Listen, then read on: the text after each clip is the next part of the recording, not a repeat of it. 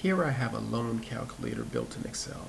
Now this particular scenario shows that I'll have a monthly payment of $2,388. What I would like to do is tweak the deposit amount so that this monthly payment will be $2,000. Now I can manually change this and do some guesswork, but I want Excel to help me do this. I'll use a tool called GoalSeek for this particular scenario. Under the data, click on What If Analysis, click GoalSeek. Now click on the set cell will be your payment amount. I want to change that to value of $2,000. And I'll do that by changing my deposit amount. Click here, click on the deposit amount, click OK.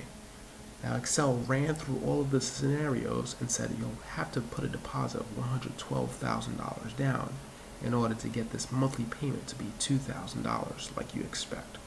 So this is a tool to help you with a quick guess analysis within Excel.